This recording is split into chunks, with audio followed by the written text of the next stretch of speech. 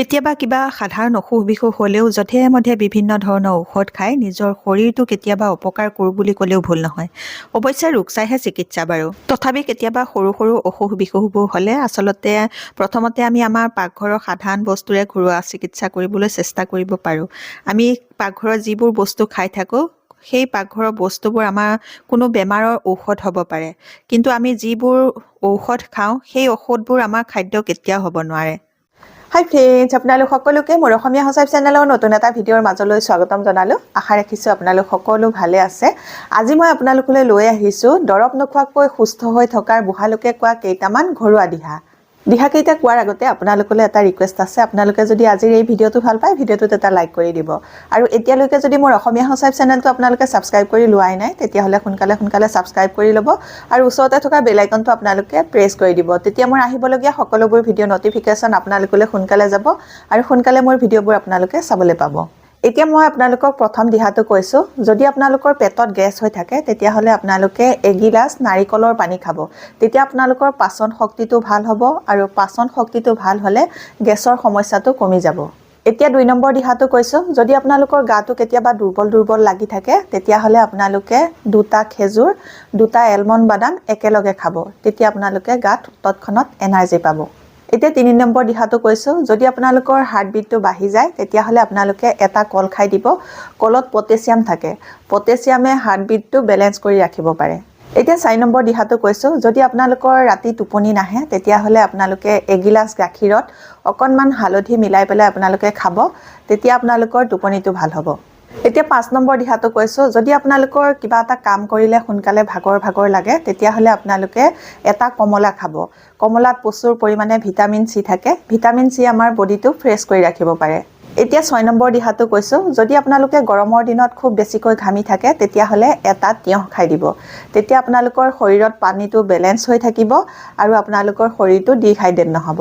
এতিয়া 7 নম্বৰ দিহাটো কৈছোঁ, যদি আপোনালোকৰ গৰমৰ দিনত গৰমতে মূৰটো ঘূৰাই যায় তেতিয়াহ'লে আপোনালোকে এগিলাচ কুঁহিয়াৰ ৰস খাই দিব। আপোনালোকে তৎক্ষণাত গ্লুক'জ পাব। এই দিহাটো ডায়েবেটিছ থকাসকলৰ বাবে নহয়, যিসকলৰ ডায়েবেটিছ নাই আপোনালোকৰ বাবেহে। এতিয়া 8 নম্বৰ দিহাটো কৈছোঁ, যদি আপোনালোকৰ কেতিয়াবা কিবা এটা বস্তু খাই দিলে তৎক্ষণাত টেঙা পানী উগা আহে তেতিয়াহ'লে আপোনালোকে 4-5টামান পদিনাৰ আগ চুবাই পেলাই খাই দিব। আপোনালোকৰ তৎক্ষণাত সেই এচিডিটি হোৱা সমস্যা দূৰ হৈ যাব।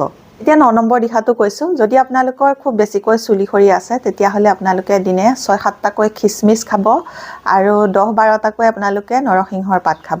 তেতিয়া আপোনালোকৰ শৰীৰটোৱে মিনাৰেল আৰু আইৰণ পাব। আইৰণ আৰু মিনাৰেলে আমাৰ চুলি ঘন কৰিবলৈ, মজবুত কৰিবলৈ সহায় কৰিব। এতিয়া 10 নম্বৰ দিহাটো কৈছোঁ, পাচাবৰ ইনফেকশ্যন আমাৰ প্ৰায় মানুহৰে হয়। এই পাচাবৰ ইনফেকশ্যনটো নহ'বৰ কাৰণে সদায় এবাটিকৈ দৈ খোৱাৰ অভ্যাস কৰিব। এতিয়া 11 নম্বৰ দিহাটো কৈছোঁ, খাদ্য খোৱাৰ পাছত আমি পানী খাব নালাগে। পানীৰ সলনি আমি ফলৰ ৰস খাব লাগে। মানে আপোনালোকে খাদ্য খোৱাৰ পাছত যিকোনো এটা ফল খাব, তেতিয়া আপোনালোকৰ পাচন শক্তিটো ভাল হ'ব। এতিয়া 12 নম্বৰ দিহাটো কৈছোঁ, যদি আপোনালোকৰ কঁকালৰ বিষ হয় তেতিয়াহ'লে কঁকালৰ বিষৰ পৰা আৰাম পাবলৈ আপোনালোকে এগিলাচ গাখীৰত কেইটামান চফ গুটি মিহলাই আপোনালোকে খাব।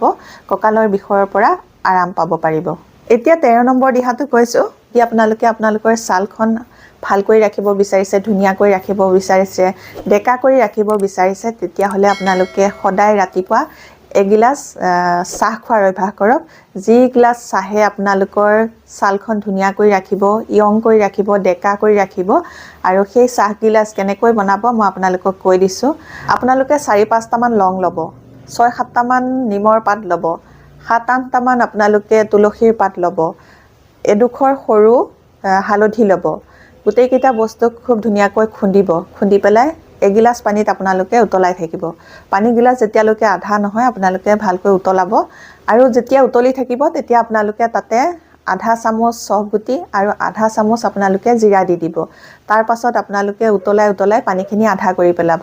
তাৰ পাছত আপোনালোকে চেকি ল'ব আৰু সেই পানীখিনি আপোনালোকে চাহ হিচাপে সদায় ৰাতিপুৱা চাহৰ ঠাইত খাওক। আপোনালোকৰ ছাল চুলি দুইটাই ধুনীয়া হৈ থাকিব। এতিয়া 14 নম্বৰ দিহাটোত কাহৰ পৰা উপশম পাবলৈ এটা খুব বঢ়িয়া দিহা কম। বৰ্তমান ছিজনটো চেঞ্জ হ'বলৈ ধৰিছে। ছিজন চেঞ্জ হোৱাৰ লগে লগে আমাৰ কাহ চৰ্দি আদি হয়। কাহ আৰু চৰ্দি যেতিয়া হয় তেতিয়া আপোনালোকে 1 ইঞ্চি জোখত এটুকুৰা আদা ল'ব। সেই আদা টুকুৰা ভালকৈ খুন্দিব। খুন্দাৰ পাছত এগিলাচ পানীত আপোনালোকে উতলাই থাকিব। যেতিয়ালৈকে পানীটো আধা হৈ নাযায়গৈ তেতিয়ালৈকে আপোনালোকে উতলাই থাকিব।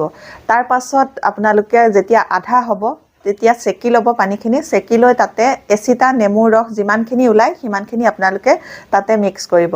নেমুৰ ৰস মিক্স কৰাৰ পাছত তাতে আপোনালোকে এচামুচ মৌজোল মিক্স কৰিব। মৌজোল মিক্স কৰি আপোনালোকে খাব।